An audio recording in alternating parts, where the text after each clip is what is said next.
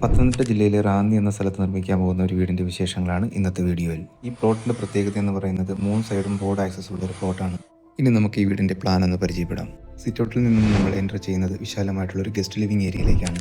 ഇവിടെ ഒരു 8 സീറ്റർ സോഫയും ഒരു സെൻറ്റർ ടേബിളുമാണ് പ്ലാൻ ചെയ്തിരിക്കുന്നത്. ഗസ്റ്റ് ലിവിംഗിൽ നിന്നും നമ്മൾ നേരെ എൻ്റർ ചെയ്യുന്നത് ഫാമിലി ലിവിംഗ് ഏരിയയിലേക്കാണ്. TV ഏരിയയും ഫാമിലി ലിവിംഗ് ഏരിയയിലാണ് പ്ലാൻ ചെയ്തിരിക്കുന്നത്. ഒരു 6 സീറ്റർ ഡൈനിങ് ടേബിളാണ് ഇതിനോടൊപ്പം അറ്റാച്ച് ചെയ്തിരിക്കുന്നത്. കൂടാതെ ഡൈനിങ് ഏരിയയിൽ നിന്ന് നമുക്ക് ആക്സസ് ചെയ്യാൻ പാകത്തിന് ഒരു പാഷ്യോ കൂടി ഇതിൽ പ്ലാൻ ചെയ്തിട്ടുണ്ട്.